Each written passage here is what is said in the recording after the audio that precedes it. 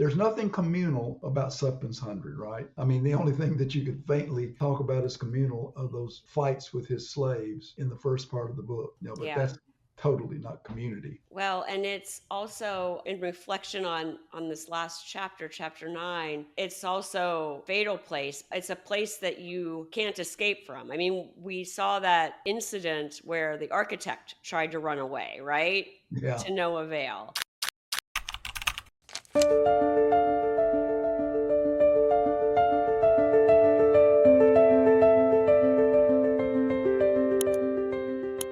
Hello, and welcome back to the Big Book Project. Today we are having our final video on Absalom, Absalom by William Faulkner. And once again, we are joined by Dr. Larry Allums. Hey, Larry. Hey, how are you doing, Lori? Pretty good, I think, although we were talking before we started recording. My head is just buzzing with these final 2 chapters of the novel. But we thought we might start in our discussion today with our narrators, Quentin and Shreve, and the kind of curious way that Faulkner doesn't at all try to tell us that these 2 guys are accurate or credible, let alone omniscient, but yet we're getting their version of the story, even though some of their version might have some invented elements. Yes. Yeah. And as I was telling you, I think that's every bit of Faulkner's intention. He's not just, whimsically giving us a story that lacks a straightforwardness about it, but I think he's telling us that this is the way important things come to us. And so, if you back off and look at it, throughout the novel, we have been getting further and further away from the historical facts, right?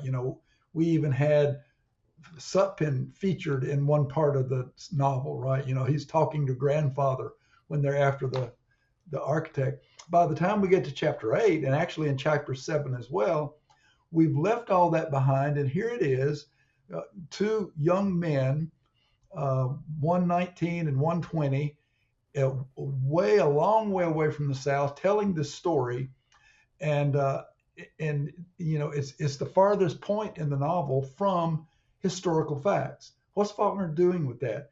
And it's always been my sense, well, not always, it took me a long time to get to this point, and I still may be wrong, is that Faulkner's telling us how storytelling works and why it is so important to us, and how the most important and valuable things to us come through not historical fact, but through the conjecture of story.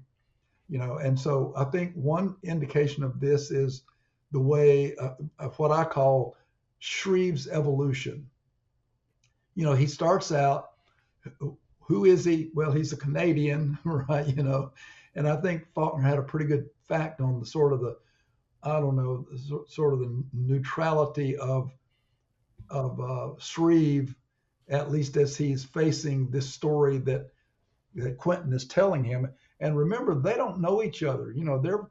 They're just first time people, and have not even really formed a friendship yet. And so there's something in Quentin. We don't know how it comes up in the first place, but there's something in Quentin's attitude, what the narrator calls his sullen bemusement, right? He's very serious about this story, almost sullen, and he keeps telling it. And then at the beginning, Shreve is just sort of flippant, right? He has this levity, as Faulkner calls it, making light of things. And at one point, Faulkner's narrator says, this was not anything harmful or anything vicious or wicked. It was youth's customary attempt to hide seriousness beneath that kind of attitude.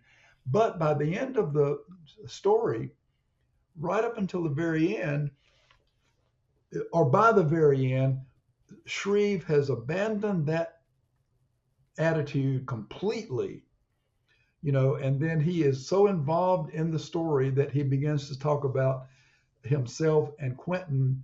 He begins to envision them, and as Quentin does too, is on the horses with Henry and Charles Bond, going to New Orleans or coming back to Mississippi, that kind of thing. And so Shreve even says, and Father said, right, as though he's Quentin and Quentin is him. And so there's this sort of, I don't know what you'd call it, congealing of those characters into one. They become one with the story.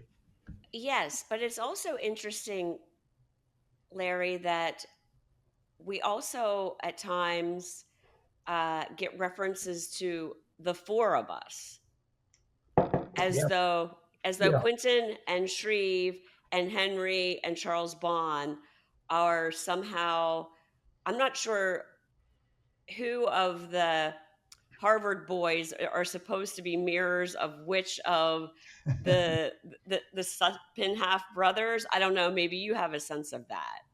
Well, I've tried to figure that out over the years and haven't come to anything. And I was even looking, and I haven't found this yet, that they're sort of interchangeable.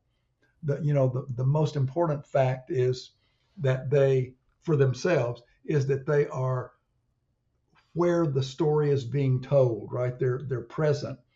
And so one of the times that the writing says the four of us, the four of them, all in the room together in New Orleans when they leave after Christmas of 1859, when Sutpen said, or I'm sorry, the next year, Christmas of 1860, when Sutpen tells Henry that Bond is his brother, right? And then he says, you lie, but he knows it's the truth. Then they go to New Orleans, right?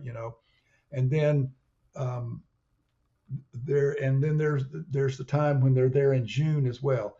And that's when Shreve is telling, and he's saying, the four of us were there around that table, or that kind of thing. Yeah, yeah, So it was interesting. I think Faulkner, this is the way I've finally come to think about that. The word myth, as we use it popularly now, means something that is manifestly not true.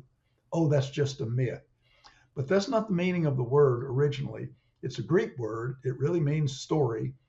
And, it refers to the way uh, things important that happen, right, are told and retold, and they change as time goes on. There's a substructure, like I like to think of it as the skeleton of the body, right? The skeleton doesn't change. It's, Sutpen was a real person, Judith, Bond, Henry, and all of that. But then the way they're understood evolves through time, and I think you get that in Shreve's evolution, and you get that in the meaning of the story.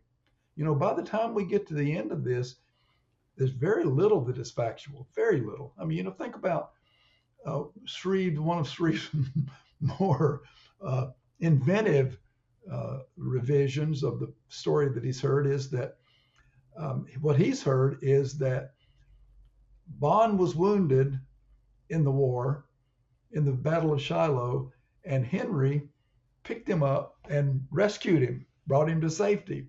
Well, Shreve reverses that. And he says, no, no, no, of course that's not it. It was that Henry was wounded, and rather than Bond letting him die so he'd go on and do what he wanted to do, he rescued Henry and nursed him back to health. And so, what is true? Which one of those is true? Then you begin to realize, well, I kind of vote for the latter because that makes more sense in terms of the story that we are seeing created, among those narrators. And I think that one of the keys happens really in this chapter when, and it's Shreve who says first, And now we're going to talk about love. Yeah. Now, where does that come from? Where does that come from? And the first thing I think of when I read that passage is that, Faulkner liked lists. He had a list of favorite words, and he used that list twice in his Nobel Prize speech in 1950. And the list is, and I'm reading from just that sentence in the Nobel Prize speech. He calls them the old verities and truths of the heart, the old universal truths, lacking which any story is ephemeral and doomed. Love and honor and pity and pride and compassion and sacrifice. He uses those in almost every one of his novels, right? In some form or another, those words come out. And so when he, that's sort of a trigger word for me, when Shreve says, now we're going to talk about love. And then, and they do. And if we could just turn for a minute to page 253. And this is where Shreve says that. Yes. Okay. And now Shreve said in the first full paragraph, we're going to talk about love, but he didn't need to say that either. And skip a few lines, all that had gone before, just so much that had to be overpassed, and none else present to overpass it but them, as someone always has to rake the leaves up before you can have the bonfire. So what does that image mean? That all that we've been through, all that we've striven to understand and, about Sutpen and all those around him, that's not what matters. What's coming up now matters. That was why it did not matter to either of them which one did the talking, since it was not the talking alone which did it, performed and accomplished the overpassing. And this is an important passage, I think, a key to Faulkner's, all of his writing. But some happy marriage of speaking and hearing, wherein each before the demand, the requirement, forgave, condoned, and forgot the faulting of the other. It's not a debate. It's not who's right, I'm right, and you're wrong, or vice versa. But it's something else. It's a communal experience that they're doing. Faultings both in the creating of this shade whom they discussed, rather existed in, and in the hearing and sifting and discarding the faults and conserving what seemed true or fit the preconceived in order to overpass to love, where there might be paradox and inconsistency, but nothing fault nor faults. And now love. So I think that's a real key passage to the whole novel, and why Faulkner's telling it this way as he does. So So I'm not sure that I understand this section okay. because I understand what you're saying about the communal nature of the storytelling here between Henry and Shreve, but what does that have to do with love? I don't see a lot of love here in between or amongst many of these characters in the novel. Yeah, I don't either. And as a matter of fact, you put your finger on something really important, because Quentin himself, in the pages following what I just read, he says 2 or 3 times, "But that's not love. But that's not love." But Shreve keeps talking, and then there's that one place in there where the narrator kind of, you don't know who it is. There's no talking. That nobody's talking. It's just like they're imagining. So their imaginations kind of take over here, and it's arguable that Quentin ever sees what Shreve is talking about. But Shreve goes on to talk about whether Judith loved, whether Bond loved, and not only that, but who Bond loved, and what shape does that love take. And so why is it that Bond was so arduous, so determined that he would get one glint of recognition from his father? What is there? I mean, it's not going to be anything financial to him. That's the lawyer. The lawyer's trying to, and of course, he's another invention, Yeah. and that's where the word love first appears. When Shreve invents the lawyer out of whole cloth. But Shreve wants to know, and Quentin's hearing him, wants to know, what is it that Bond loved? And I think we finally get an answer to that, you know, um, because the events kind of telescope and come to a point, and then they're in the tent after Henry is summoned by his father to the colonel's tent, right? Sutpen's tent. And then what is it that Sutpen tells him at that point? That is, now again, we always have to put the big brackets around this, the way Faulkner uses brackets and parentheses and everything. This is conjecture. This is what Shreve and Quentin are coming up with. But what is it that Sutpen? Why did he summon Henry to his tent during the retreat? Go ahead. No, I And was just going to try to answer the question. It's because he wants to emphasize to Henry that, you can't let this marriage happen. and why? See, that's Be, that's yeah, well, I kind of wrote about that, I think, earlier this week. I mean, the marriage can't happen, of course, because of incest. But I also think that for Sutpen, at least, um, the incest seems to be of a lesser concern than the miscegenation. That okay. And those are the two things. Those are the two things. But I think the suspense here and the emphasis comes out. And again, what are you going to say about this? This is comes out of Shreve's imagination. I mean, there's no indication that we've seen before that there was ever a meeting in a tent, right? Between Sutpen and his son Henry.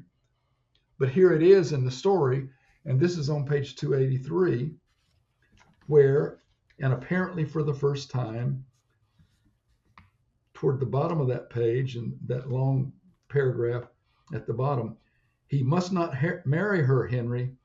His mother's father told me that her mother had been a Spanish woman. I believed him. It was not until after he was born that I found out that his mother was part Negro.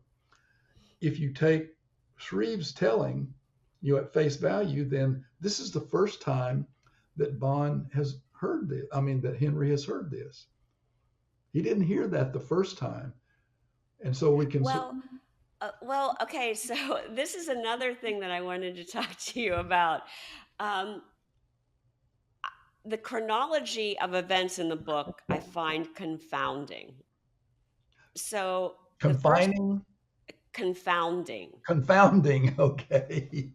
So the first time we hear about what Henry experienced when he went to New Orleans with Bond, and this is before the war, right? Yes. So we understand that uh, he went and saw the octoroon mistress or wife, right? Yeah. Now, where you're talking about, who's telling this? Identify your narrator. Well, I can't remember which chapter it was in, but it was before. It was earlier in the book, not in either of these two chapters. Yeah. But I think I remember that in no place was this uh, let's go stop at my mother's house, Henry, so that they actually went and saw Bond's mother. Yes. Yeah. So I guess it doesn't negate your point that this is the first time that Henry's realizing that Bond is a quadroon or an octoroon, or however the math might work out. Um, but he did see that mother, and the way that she was described, I don't know. Maybe I guess she fooled Sutpen until Bon was born. I don't know. Yeah, yeah, you did. Yeah, and and whether or not Henry ever went to see Henry, according to Shreve, Henry and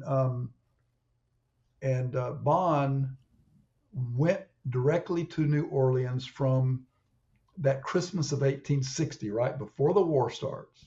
Yes. You know, and they get there, and and Shreve says it, um, and Henry had never been to New Orleans before. So either he's forgetting what one of the narrators said earlier, or or that, and I can't tell you. I mean, there's just too many details in the novel for me to definitively say, yes, this is, or yes, no, this is not. But according to Shreve's tale, they'd never been there before, and so I guess my question becomes, what matters in the telling of this story? What is it that we must keep with us? You know, and that to me is a question, and it and the reason I think that mention of love and overpassing love, it becomes important because it becomes important that to know, and this is not the conventional definition of love maybe that most people would agree with, but um, remember how Bond is characterized up until the time that he goes with Henry the first time, to Sutpen's Hundred, which is in 1859. And we don't hear about this until Shreve, interpolates it and translates it, we might say, is that he said, I can't, Bond saying to himself, I thought that I was old, but now I see that I'm so very young. I didn't know these things before, and there's a certain innocence in him, not like Sutphen's innocence, but an innocence in him. And so you see a different Bond, sort of that, all of that. How would you characterize Bond as we first meet him? The sybaritic uh, young man who is older than his years, who's satiated with the experience of the world. Who knows all about these women and and that whole world there. But suddenly he becomes almost like a child. He wants his father to acknowledge him in the way that any child would want their father to acknowledge them. And so I think it's important for us to see, to me anyway, it seems important for us to see that Bond is not that sybaritic uh, person who has that expression that's always interpreted as, could be interpreted as smiling. It's almost smiling, but it's not. It's something. There's a knowledge of the world that that is masking, and suddenly he it really matters to him. And as far as I can tell, Lori, I'm again, correct me, but this is what why, because Henry Gump comes back from that tent. Okay, we're in Shreve now. Henry comes back from that tent after talking to his father and tells Bond, there's a little break in the page, right, between the time he comes back and it's described as almost dawn, and then the next sentence is dawn. So in that little interval, Henry has told Bond, you are not only my brother, but you have black blood. And it seems to me that in Shreve's version, at least, Bond has not known that before. He's Yeah. known the brother part because he knows that, he begins to see that the first time he sees Henry, and he sees Henry at the university, not at Sutpen's Hundred, right? My Right. brow, my face, my nose, right, and all of that. Yeah. And now the coup de grace comes. Not only am I your brother, but I'm the in who wants to marry your sister. Yeah. And so why, this is the question, why do are we to think that when all of this is known, And then even, when they go to New Orleans in June, and Henry thinks that, or Bond thinks that, well, he's not here at Sutpen's 100 now because he's waiting for me in New Orleans. So Yeah. when we get there, he's going to, you mean he didn't send for me even after the tent, the meeting in the tent? He didn't mention me? No, nothing. And then why does Bond say, I'm going to marry, I know now what I'm going to do? Yeah, I think that he's just mad at this point. Well, see, that is a possible interpretation. It's not one that I think is true. I Well, think, what do you think, Larry? well, okay, and this is as tentative as anything. Is um, I think Charles is a fatalist, as he's called in several places in the novel. He really has no sense of a future outside the one that he has lived, and so I think I think he believes that this is his part to play in this curse, if you want to call it that. And Shreve, remember, updates that curse to Abraham, right? He says that Sutpen is like Abraham, but and then I don't think he's in despair. I don't think he is. I think he wants to give Henry a chance to go beyond those conventional boundaries of incest and color, but he's going to do what he's going to do. Otherwise, there's no real future for him. Well, okay, I'll play the devil's advocate a little bit, right? Yeah. Um, and again, this has to be taken with a fistful of salt because um, the lawyer, of course, is perhaps a figment of the imagination of Shreve and Quentin. But it seemed to me that Bond was quite content with his life amongst the Octoroon community in New Orleans. And then, presumably, after the mother and the lawyer, I guess you would say, collude to Yeah. try to make this this confrontation happen, or this revenge plan.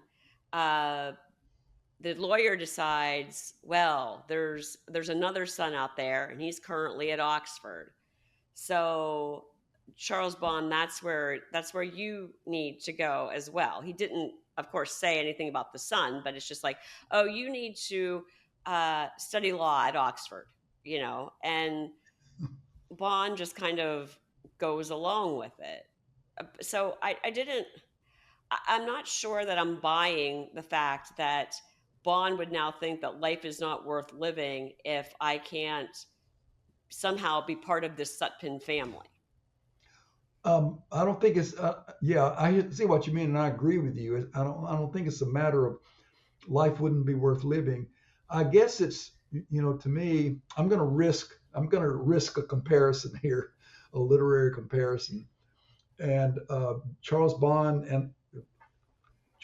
is his whole dilemma is, many critics have said he's like Oedipus in the old play of Sophocles. He thought he knew who he was, but then suddenly he discovered that he wasn't who he thought he was. And that upsets his whole life. That's the reason that he blinds himself and so forth and so on. I think something like that happens to Bond. We don't know the circumstances of how he got the University of Mississippi. That is one of the facts historically that we do know, based on Sutpen and based on all of those factual people who knew. So, but he's there somehow. He's there, and he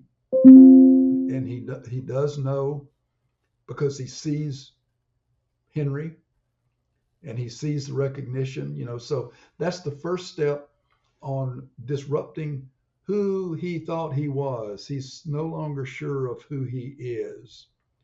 And so knowing that he has a brother and a sister and a father, knowing those things, he can't go back to being who he has been.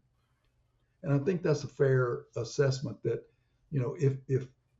if some revelation like that occurs to anybody, we can't pretend that it is not the case. Yes. Now, I think what you're saying makes really good sense, and I agree with it. But then it seems that Bond, at least the version of Bond that Shreve and Henry are conjuring for us, is lying to himself, right? Because he says over and over again, I don't want anything from this man Sutpen. He doesn't have to acknowledge me publicly. He doesn't even have to acknowledge me privately. All that I want is some look from him.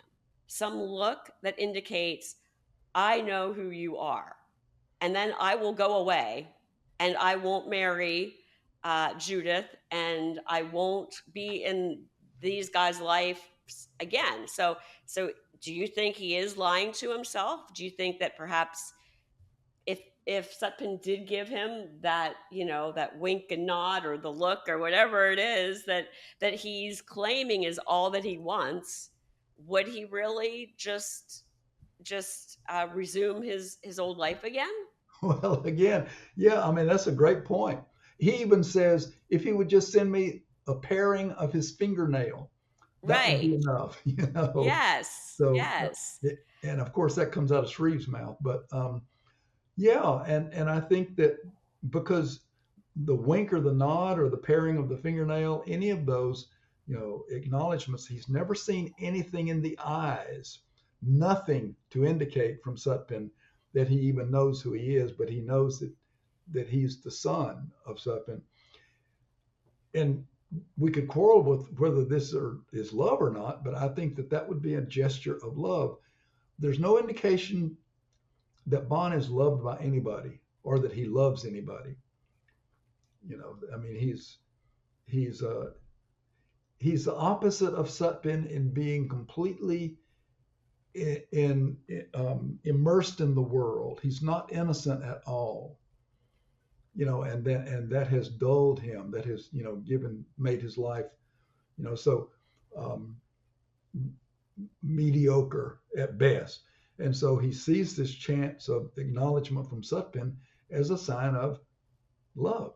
I think that's why Shreve at this point brings in the topic of love. Well, okay, let's talk about like where is the love in this book, right?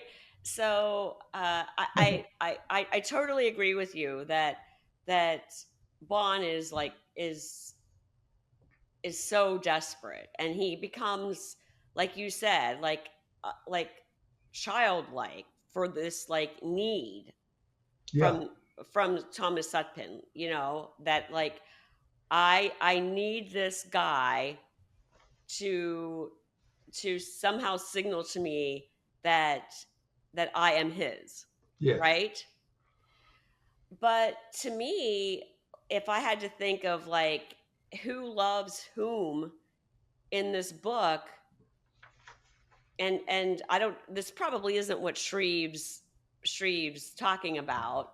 He might be talking about Bond needing uh, Sutpen's love, but I feel like Henry and Bond love each other.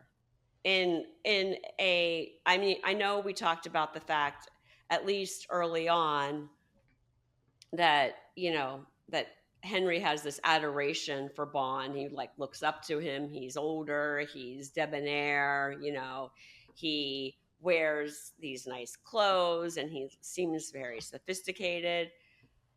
But I feel like when we get to these back chapters towards the end, that that Bond is exhibiting a love for Henry too, not in any kind of non-platonic way, but like a brotherly love, kind of. Yeah, yeah.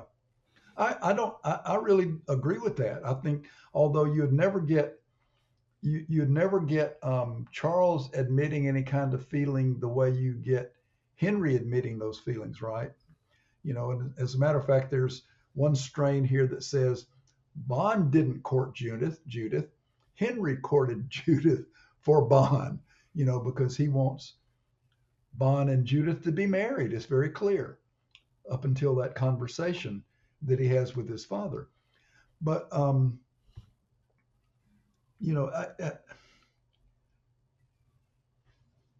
don't think that there's well, okay. This is really, I guess, getting down to it for me, is that when Henry discovers who Bond really is, those two facts of him, he's my brother and he's black.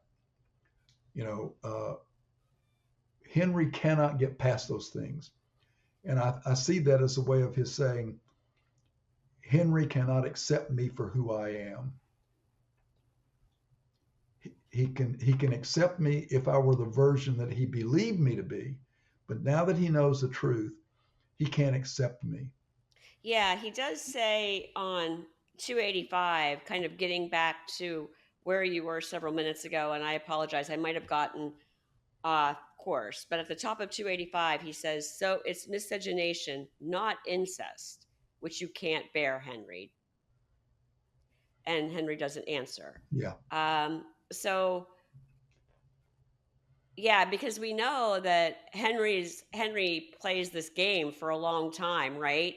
Before this this visit to his dad's tent during the war. Yeah. Where, oh well, it is incest, and maybe my Methodist roots on the maternal side, would be appalled. But look at all these examples in history of, relatives marrying relatives, trying to kind of justify it a bit.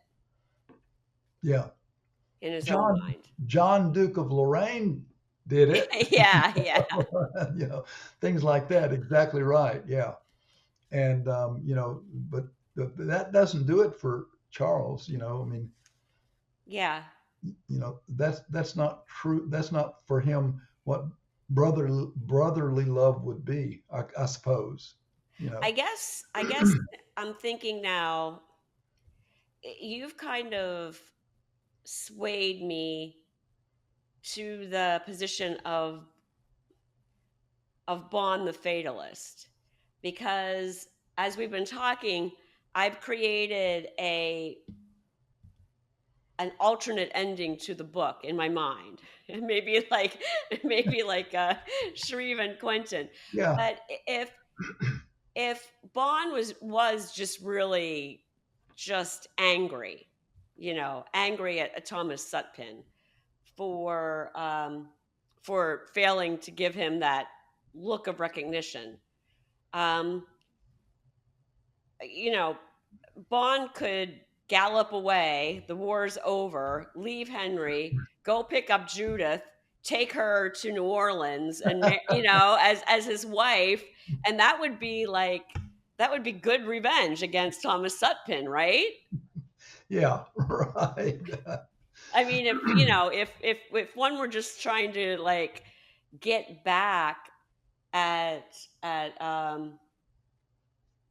Sutpen, there seems to be like a way that he could have done it without it seems his knowing putting himself in Henry's hands to decide what his fate was going to be, just like he kind of decided what the war was going to determine his fate. Well, you're exactly right about that. And, then it makes me think again how little we definitively know.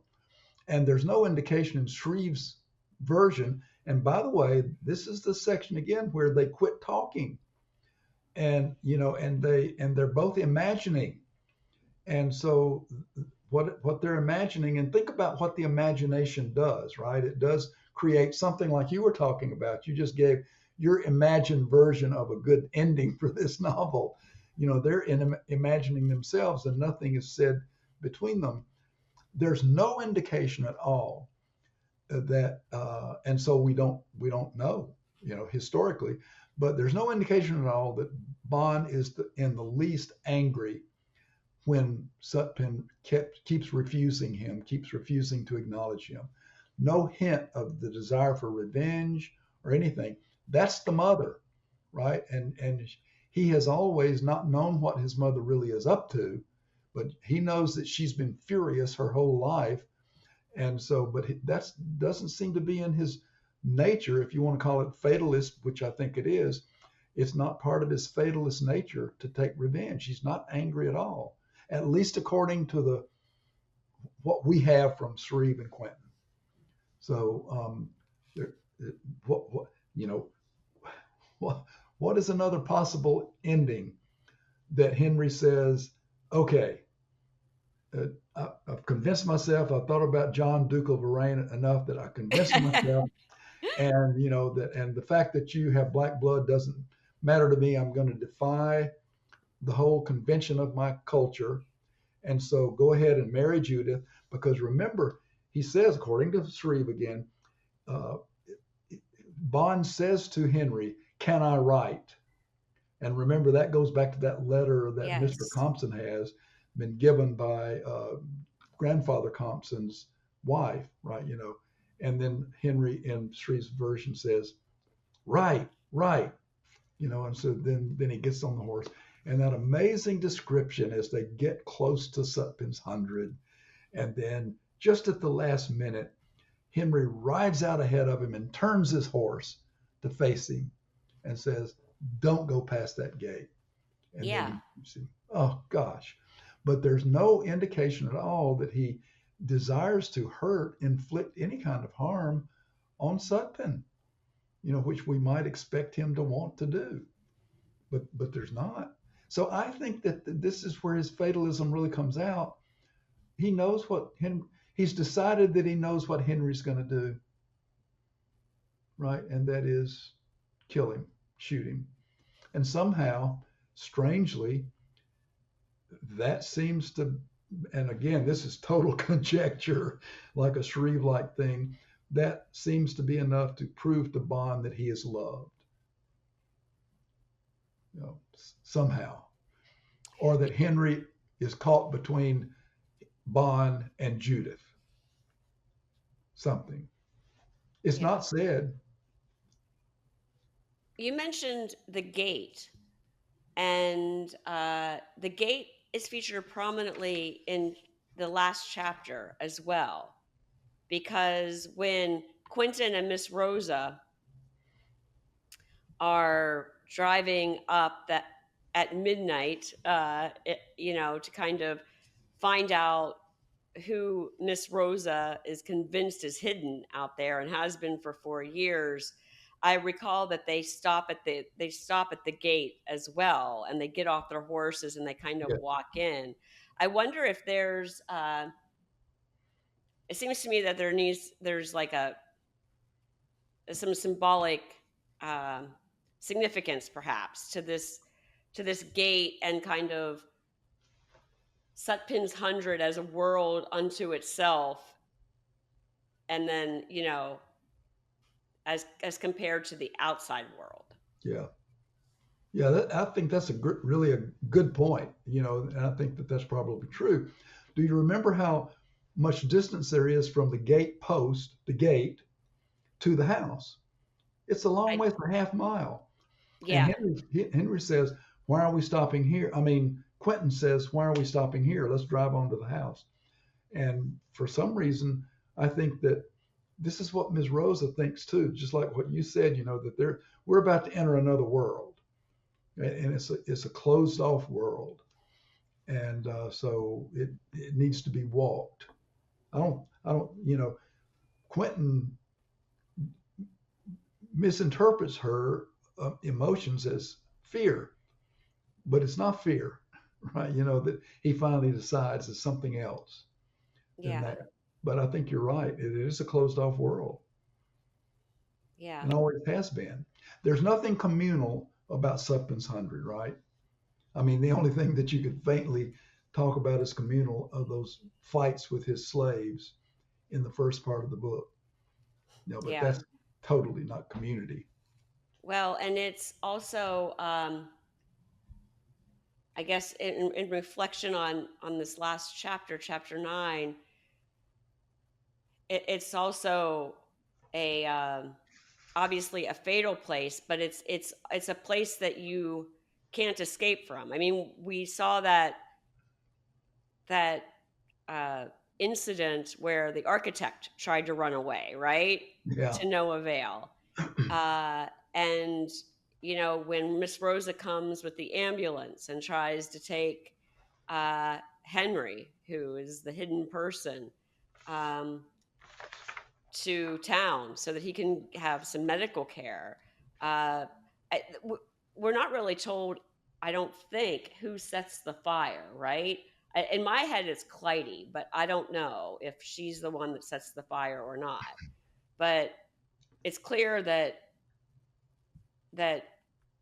I guess she doesn't think she's ever leaving, nor should Henry leave, I guess. yeah, And even poor Jim Bond, who is the only Sutpen left now, mm, he can't really seem to leave the property either. They hear him howling. He's kind of just like roams around the ashes yeah, of the burnt house. yeah, right. Yeah, he's an idiot, and we can speculate as to why, but we don't know. But he is an idiot, and that's a fact, right? That's something that can be verified, has been verified. So, you know, you make me think of one person that we haven't talked very much about at all. And and by the way, um, at least Shreve, I think, thinks that Clytemnestra sets the fire because he remarks that, and maybe Quentin has told him about this, probably has, that underneath the closet, underneath the staircase, it's all ignitable material in there. It's all, Yeah. and so flammable. And so the implication is that Clytie has been expecting this, and that's said 2 or 3 times in that last short chapter, has been expecting someone to come for Henry for a long time. And so she has ordered Jim Bond to keep that closet filled with that flammable material. So I'm assuming that she just dropped the match into it as well. It was ready to go. But we haven't talked, I think, enough as we should probably about Judith. Judith, whom we saw at the beginning of the novel as the little girl who had more, what do you want to call it? Not exactly courage, but more hardiness than her brother Henry, because Henry's the one who vomited when he saw his father all bloody, and she's the one who screamed in delirium when they stopped the horse races, right? So but this is not the Judith we see during the war and after, which is very interesting to me. And what does she do um, after the war? She has Charles St. Valery come to live with them, and then has the little boy, when the mother dies, the octoroons, when the octoroon wife dies, she has the little boy, and that's Jim, right? Jim Bond, and then takes him into the house and cares for him and dies from it. Well, that's not Jim Bond, isn't it? Isn't that Charles Etienne? Yeah, it's Charles St. Valery. Yeah, Oh, exactly. sorry. Okay.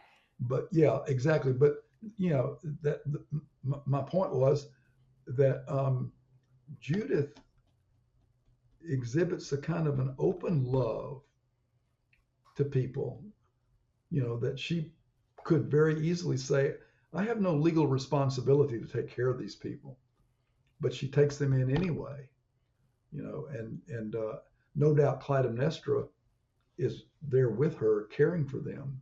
Yeah. So Judith, would it be fair to say, I probably read this somewhere, but I don't remember where. Um, so I don't want to present this as an original thought, but it's Judith. If we can talk about a Sutpen curse, it seems to me that it's Judith who lifts that curse. She has the boy, the man, whatever you want to call it, come into the front door and live in the house and take care of them. Yeah, and it kills her. And it kills her. She contracts yellow fever. Yes, she contracts yellow fever and dies. What do you think of Clytie telling Henry that Miss Rosa has the terror in her? Is she talking about a Sutpen curse there? You mean terror rather than fear? Fear is what Quentin thinks marks her. At one point, he says he sees that it's not fear, it's terror. Yeah. But there's that quote that Clytie says, yes, when Miss Rosa throws, I'm on the bottom of page 295. When Miss Rosa throws Clytie to the ground so she can run upstairs. Yeah. And Henry helps Clytie up. Clytie says, yes, she is the one who owns the terror. Yeah. Yeah. And I'm not sure this is right, but the way I read that is that, she's the one who thinks of Sutpen as not really human, right? He's a brute, he's a devil, he's a demon, the ogre and everything. And so I think she's been haunted by him her whole life. And I think that's what she's talking about, the Sutpen terror. I mean, even beyond the grave, he's wreaking havoc with those people. And remember, she's a part of the family. Judith and Henry are her niece and nephew. Yes. But again, that insult she keeps in her mind as well. But it's just interesting that Clytie says she is the one who owns the terror. Yes. What do you see that as? Well, I agree with you that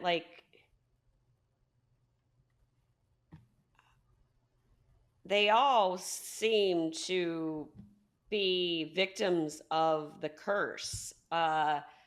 So the Sutpen curse. So I guess I'm a little unclear as to how how Clytie doesn't own the terror, or Henry doesn't own the terror, if the terror is the same as the curse. Maybe I'm just getting too fixated on the word. But I thought it was interesting that Clytie tells Henry that. That's an interesting point. I think you've got a good point there. Matter of fact, that's one that I want to think about and see where it takes me as well. The terror, because Sutpen he lived his life with a terror his whole life. Was he terrorizing anyone beyond his life? Except for Miss Rosa. Was she the one is that why she's the one who owns the terror? Well, certainly I would think that Henry's got to be traumatized, right? He's still alive until the fire consumes him. Yeah. And I mean, his father's put him through hell and back. Yeah. And if we think about that, that very short exchange, and look, by the way, Faulkner keeping things from us, that little conversation, on page 298, really an interrogation between Henry and Quentin. That's not all that was said. There's more that was said than that. Because remember when Shreve says back in chapter 7, your father, to Quentin, your father got a lot of information awfully late. And, and then Quentin says, yes, because I told him after that trip out to the Sutpen's 100. So what Quentin asked Henry apparently has to do with his lineage and Bond's brotherhood, and where the Bond had black blood. Oh, I kind of thought that maybe that was information that Rosa was giving Henry, but we don't know that. Well, no, we don't. That's a good point, because all we know is that when Quentin explains that his father got that information in a belated way, he says it came on that night that we went to Sutpen's 100. So it could have been, although, again, I think we'd have to go back and read the novel again, Lori. Did Rosa know that Bond was his child? Did Rosa know that Bond had black blood? The thing that animates Rosa above all is his insult to her. Right. We'll breed and then marry if it's a boy. So. Yeah. But we're probably close to being done here, but I did want us to grapple maybe a couple of minutes with the very last thing after Shreve comes back. He reanimates his attitude of levity that youth uses to hide its seriousness, right? That he's moved by it. And so he's back saying callous things about the South. I who regard you, in 1,000 years, I who regard you will have sprung from the loins of an African chieftain. Right? Color won't make any difference. And then he said, tell me one other thing. Why do you hate the South? And then Quentin very vehemently says more than once, I don't hate the South. I don't hate it. That's always puzzled me. I've never read anything that makes me, gives me a complete contentment about the reading of that last part. Did you have any thoughts about it? Well, so you mean, well, I see it as a contradiction. I mean, or two contrarian views, because I think Quentin does have maybe he doesn't hate the South, or, but I think he hates some aspects of the South. I think he hates the memories, these awful memories that he has of being pulled into this Sutpen story. And I was going to ask you about this passage too, Larry, because if we can read this is like Shreve being hopeful and Quentin being kind of despairing about the future of the South. I would think that Faulkner probably has a more of an ambivalent attitude about the South, like Quentin is expressing here, than he ever had some kind of Pollyannish, rosy kind of outlook about the future of the South, like Shreve is expressing. Yeah, that makes sense. That's pretty much the way I think about it too. Maybe to put it a little bit differently, I would say that could you I ask myself, could you reverse what Quentin says at the end, and instead of saying I don't hate it, could you say with any justification, I love the South, I love the South? And I think you could, except that you'd have to put a long list of qualifications, except that, Yeah. But there's that sense, and Faulkner was like that. I think you make a good point when you talk about Faulkner's attitude towards the South. Faulkner loved the South, but he loved black people, and he hated what slavery did to black people, and all of those things. So maybe I'm thinking that, and to go back to what I was saying about myth lives with the people. It doesn't leave. And so to have a myth that is cloudy and imperfect and shadowy is better than having no myth at all, right? And so, and that's one of the things that this, and you mentioned the American Atom in your synopsis, your overview, and that's the one thing that theory of the American Atom says, posits, is that America has no past that is tied to in the way that the South is tied to its past, that includes those darknesses. So I don't know that you could quite have Quentin say, I love it, I love the South, but I think you're right. I mean, it's very ambivalent when he says, I don't hate it. I do hate it and I don't hate it. Yeah. Yeah.